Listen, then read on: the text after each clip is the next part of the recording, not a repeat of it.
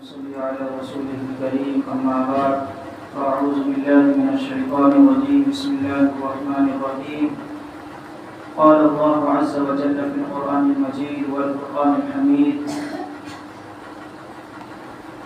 قل هو الله أحد الله الصمد لم يلد ولم يولد ولم يكن له كفوا أحد صدق الله العظيم قال النبي صلى الله عليه وسلم آية المنافق ثلاثة إذا حدث كذب وإذا وعد أخلف وإذا اؤتمن خان أو كما قال عليه الصلاة والسلام.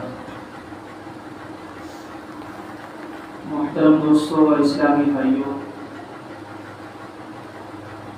اللہ رب العزت نے امت محمدیہ کو رہنمائی کے لیے، اپنی زندگی گزارنے کے لیے، صحیح راستے پر گامزن رہنے کے لیے، اپنے آپ کو پہچانوانے کے لیے اور اسی طریقے سے اپنی رضا کو حاصل کرانے کے لیے کہ بندہ کس طریقے سے اپنے رب کو راضی کر سکتا ہے، کس طریقے سے سیدھے راستے پر گامزن رہ سکتا ہے، کس طریقے سے دنیا کے اندر دنیا کے اعتبار سے بھی اور آخرت کے اعتبار سے بھی کامیاب ہو سکتا ہے.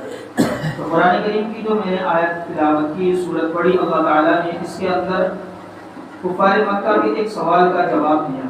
کفار مکہ آپ صلی اللہ علیہ وسلم سے اللہ رب العزت کے بارے میں سوال کیا کرتے تھے کہ اے محمد، جس خدا کی تم بات کرتے ہو، جس معبود کی تم بات کرتے ہو، اس کا حسب نسب کیا ہے؟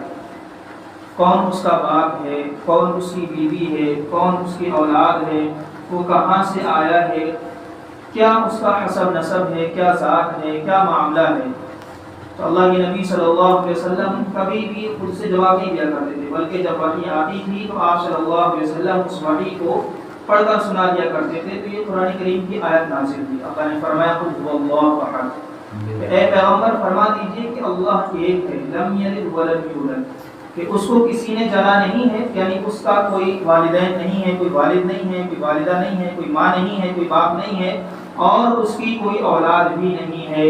اس کی وجہ کیا ہے؟ جیسا کہ عیسائیوں کے اندر کیا ہے کہ وہ عیسیٰ علیہ السلام کو خدا کا بیٹا تسلیم کرتے ہیں، بعض حضرت مریم علیہ السلام کو نعوذ باللہ اللہ کی بیوی تسلیم کرتے ہیں. تو بہت سے فرقوں کے اندر عقیدہ ہے کہ خدا کا باپ یہ ہے، خدا کی ماں یہ ہے، ان کا بیٹا یہ، ان کا. اللہ رب العزت نے صاف نفی کر دی، لم یلد ولم یولد، قل هو اللہ احد اللہ الصمد لم یلد ولم یولد ولم یکن له کفوا احد. فرمایا بے نیاز ہے اور اس کے برابر بھی کوئی نہیں ہے. اس لیے اللہ ہونے کا مطلب یہ ہے کہ کسی کا محتاج نہ ہو. اللہ ہونے کا مطلب یہ ہے کہ سب چیز اس کے دست قدرت کے اندر ہو. اللہ ہونے کا مطلب یہ ہے کہ دنیا کا ہر شخص، ہر بندہ، ہر چھوٹا، ہر بڑا، امیر، غریب، ولی، قطب، ابدال، کوئی بھی ہو، سب کا جو ہے منبع ایک ہو، سب کی انتہا ایک ہو. اور اللہ کہتے ہی اس کے ہیں کہ تمام لوگ اپنی ضرورتوں کو جا کر وہیں پر رکھیں. اگر کوئی انسان اپنی ضرورت کہیں اور جا کر رکھے تو مطلب یہ ہے کہ جبکہ وہ اپنی ضرورت کہیں اور جا کر رکھ رہا ہے، پتہ چلتا ہے وہ بھی خدا نہیں ہے. اللہ فرماتا ہے ان اللہ علی کل شیء قدیر، اللہ ہر چیز پر قادر ہے. للہ ملک السماوات والارض، اللہ ہی کے لیے زمین و آسمان تمام چیزوں کی حکمرانی ہے. آج کے دور میں کیا ہے کہ ہر شخص یہ سمجھتا ہے کہ بس میں حق پر ہوں. یہ نہیں کہ حق طلبی ہے، میں سمجھتا ہوں کہ ایک بیماری ہے. گویا کہ ہر شخص ہمیشہ اپنے آپ کو صحیح سمجھ کر دوسرے کو غلط سمجھتا ہے، چاہے وہ دنیاوی معاملات کے اعتبار سے ہو، چاہے دینی معاملات کے اعتبار سے ہو. اور ہم بہت جلد باز میں فیصلہ کر لیتے ہیں. یہ بہت دیکھنے میں آتا ہے، سننے، اور یہی نہیں ہر جگہ یہی ہے. آدمی ذرا چند نمازیں پڑھنا شروع کر دے اور دین سے جڑ جائے تو پھر وہ دین میں نقطہ چینی نکالنا شروع کر دیتا ہے. وہ فلاں ایسا، فلاں ایسا، فلاں ایسا، فلاں ایسا. اور پھر انسان یہ سمجھنے لگتا ہے کہ بس میں ہی حق پر ہوں، میں ہی راہ راست پر ہوں، میں ہی اس دین کو فالو کر رہا ہوں، اس دین پر عمل کر رہا ہوں جو اللہ کے نبی صلی اللہ علیہ وسلم کا دین ہے. اور بعض تو ایسے ہیں کہ وہ اس طریقے سے دین کو بیان کرتے ہیں، ایسا لگتا ہے وہ اس سے پہلے کا جو دین ہے وہ بالکل غلط ہے. یعنی اب تک جو لوگ اس دین پر عمل کرتے آئے وہ دین بالکل غلط ہے. ایک چیز الگ ہے، ایک ہے کہ ہم نے اپنے آبا و اجداد کو اسی دین پر پایا، اس لیے ہم یہ دین عمل کر رہے ہیں. یہ چیز الگ ہے. اسے کہتے ہیں اندھی تقلید، یعنی کسی چیز کی ہمیں کوئی معلومات نہیں، جس نے جیسا کہا بھیڑ چال. کوئی تحقیق نہیں کی، کسی سے پوچھا نہیں، جیسا دیکھا اور سنا یا نہیں سنا بس عمل کرنا شروع کر دیا۔ فرمایا یہ دین کے اندر تو مطلوب نہیں ہے، دین کے اندر تو مطلب یہ ہے کہ صحیح طریقے سے دین کی بات کو لو، کہ پیغمبر کی بات ہے بھی یا نہیں ہے، اللہ کا فرمان ہے بھی یا نہیں ہے، اس پر عمل کرو۔ پھر عمل کرنے کے بعد کیا ہمیں یہ حق بنتا ہے کہ ہم دوسروں پر طنز کریں؟ کیا ہمیں یہ حق بنتا ہے کہ دوسروں پر تنقید کریں؟ کہ جب ایک مرتبہ تذکرہ ہوا تو اللہ کے نبی نے فرمایا کہ میری امت 73-72 فرقوں میں بٹ جائے گی، یا جماعتوں میں بٹ جائے گی، یا گروہوں کے اندر بٹ جائے گی۔ فرمایا صرف ایک ملت، ایک گروہ، ایک جماعت ایسی ہوئی جنت کے اندر جائے گی۔ صحابہ نے پوچھا من ہے یا رسول اللہ، یا رسول اللہ وہ کون ہے؟ تو اللہ کے نبی نے یہ نہیں فرمایا کہ وہ شیعہ ہیں، اللہ کے نبی نے یہ نہیں فرمایا وہ سنی ہیں، اللہ کے نبی نے یہ نہیں فرمایا کہ وہ اہل حدیث ہیں، اللہ کے نبی نے یہ نہیں فرمایا کہ وہ دیوبندی ہیں، اللہ کے نبی صلی اللہ علیہ وسلم نے یہ نہیں فرمایا کہ بریلوی ہیں، اللہ کے نبی نے یہ نہیں فرمایا کہ وہ انڈیا کے رہنے والے ہیں۔ کسی جگہ کے ساتھ منسوب نہیں کیا، کسی فرقے کا نام بھی اللہ کے نبی صلی اللہ علیہ وسلم نے نہیں لیا، کیونکہ اللہ کے نبی صلی اللہ علیہ وسلم جانتے ہیں کہ اگر جس فرقے کا نام لے دیا جائے گا، جس علاقے کا نام لے دیا جائے گا، ہر شخص اپنے آپ کو وہیں سے منسوب کرے گا اور کہے گا کہ میں یہاں پر باقی سارے کے سارے باتیں ہیں۔ اللہ کے رسول نے اصول بیان کیا، نہ جگہ کی طرف منسوب کیا، نہ کسی فرقے کا نام دیا۔ فرمایا کہ حق پر صرف کون ہوگا؟ فرمایا من ہے یا رسول اللہ، یا رسول اللہ وہ کون لوگ ہوں گے جو نجات پانے والے ہوں گے، جو قیامت کے دن سرخ رو ہوں گے اللہ کے نزدیک، جنہیں قدر و منزلت ہوگی، جو ناجی فرقہ ہے، جو ناجی جماعت ہے یا گروہ ہے، جو نجات پانے والا ہے، وہ کون ہے؟ اللہ کے رسول نے فرمایا ما انا علیہ و اصحاب، کہ وہ جماعت وہ ہے کہ جو اس دین پر عمل کرے جو میں لے کر کے آیا ہوں۔ اور فرمایا وہ اصحابی، ساتھ میں صحابہ کو بھی جوڑا ہے اللہ کے نبی صلی اللہ علیہ وسلم نے۔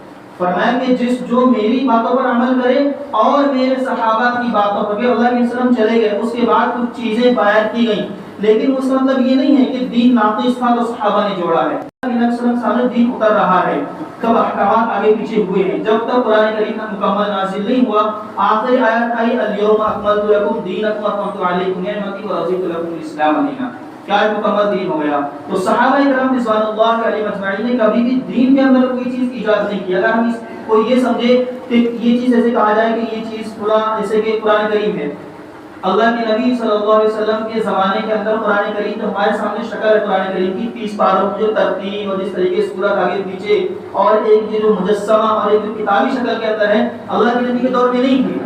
اگر اللہ کے نبی صلی اللہ علیہ وسلم صرف اسی تک محدود رکھیں اس چیز کو کہ صرف میری باتوں کو لینا ہے اور جو اب ہے وہ لینا ہے، صحابہ کو اگر چھوڑ دیا جائے تو مصحف کی شکل میں جو ہمارے سامنے قرآن کریم ہے وہ تو صحابہ کے دور میں، جب حضرت ابوبکر صدیق رضی اللہ عنہ کے دور سے شروع ہوا، کچھ جمع ہوا، کچھ نہیں ہوا، عمر فاروق رضی اللہ عنہ آیا اور آخر میں جا کر کے سیدنا عثمان غنی رضی اللہ عنہ کے دور کے اندر اس مصحف عثمانی پر سب لوگ جمع ہوئے۔ اللہ کے نبی صلی اللہ علیہ وسلم نے فرمایا ما انا علیہ و اصحابی، کہ جو میرے طریقے پر چلے اور اسی کے ساتھ ساتھ میرے بعد صحابہ کرام رضوان اللہ علیہم اجمعین، اور اصحابی کا لفظ اللہ نے فرمایا ہے، ایک صحابی کا لفظ نہیں فرمایا۔ نبی صلی اللہ علیہ وسلم نے سنت کو مضبوطی سے پکڑنے کا حکم دیا ہے، فرمایا علیکم بسنتی وسنت الخلفاء الراشدین المہدیین، فرمایا کہ جو میرے طریقے کو اور میرے صحابہ، جس میں سب سے پہلے خلفاء راشدین رضوان اللہ علیہم اجمعین آتے ہیں، ان کے طریقے کو مضبوطی سے پکڑے گا تو وہ راہیاب ہے۔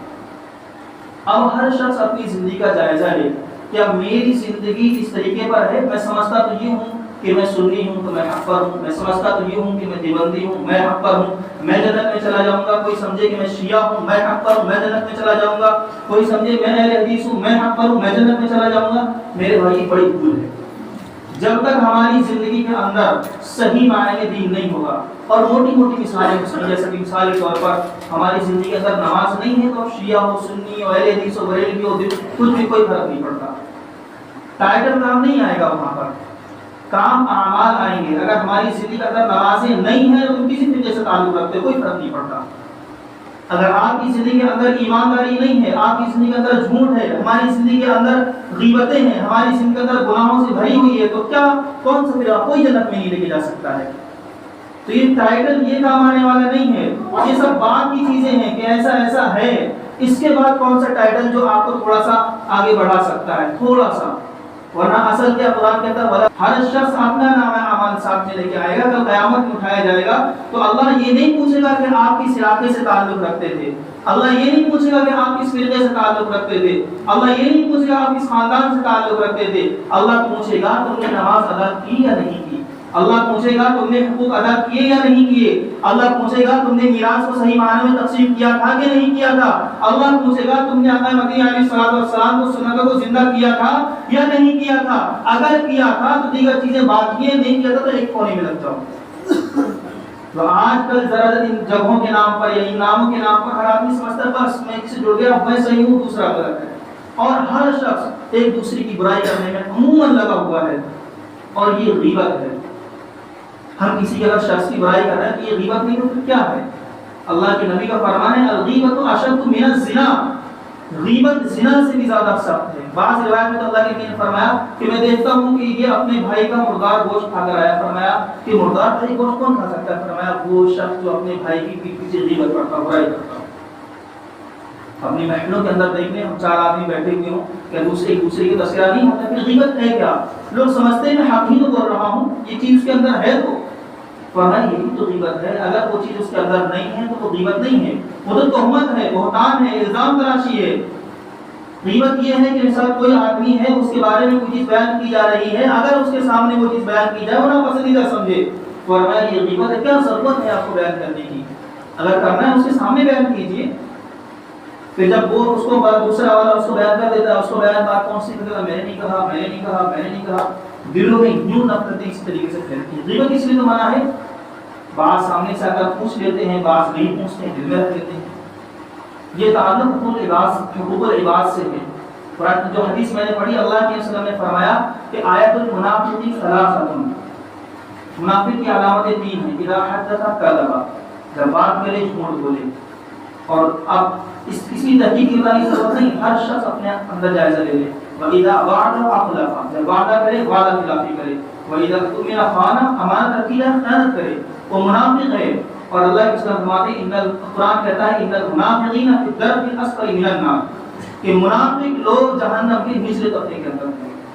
ہم اپنی زندگی کے اندر دیکھیں، ہم ٹائٹل یہ گھوم رہے ہیں کہ ہمارا یہ ٹائٹل ہے اور ہمارا یہ ٹائٹل ہے، حب نبی کے دعوے، عشق رسول کے دعوے، زندگیاں عشق نبی سے خالی ہیں، سنت رسول اللہ صلی اللہ علیہ وسلم سے خالی ہیں، زندگی کے اندر یوں گمراہیاں اور گناہوں سے لبریز ہے، اور ہم نے سوچا ہوا ہے کہ بس یہ ٹائٹل ہمیں جنت کے اندر لے جائے گا۔ کہ میرے بھائیوں یہ زندگی دھوکے کی زندگی ہے، اس زندگی سے نکل کر کے اپنی زندگی کو سنت سجاؤ، اپنی زندگی کے اندر نمازوں کا اور روزوں کا اور صدقات کا اسی طریقے سے گناہوں سے بچنے کی کوشش کرنے کی ضرورت ہے۔ ٹائٹل کسی کام آنے والا نہیں ہے۔ اللہ رب العزت ہم سب کو عمل کی توفیق عطا فرمائے، اللہ رب العزت ہم سب کو سنت نبی صلی اللہ علیہ وسلم پر عمل کرنے کی توفیق عطا فرمائے۔ علامہ اقبال نے عجیب شعر کہا ہے کہ محمد سے وفا تو ہے تو ہم تیرے ہیں، کہ جہاں چیز ہے کہ اللہ و قلم ہے۔ وفا کا لفظ استعمال کیا ہے، عشق کا لفظ استعمال نہیں کیا۔ عشق کے دعوے تو ہر کوئی بھرتا ہے، وفا کرنی ہے وفا پیغمبر سے، جیسے کہ پیغمبر صلی اللہ علیہ وسلم نے طریقہ دیا ہے۔ وفا کا تقاضا یہ ہے کہ پیغمبر کی بات آ جائے، اپنی بات ایک طرف ہونی چاہیے۔ اللہ عمل کی توفیق عطا فرمائے۔ وآخر دعوانا الحمدللہ۔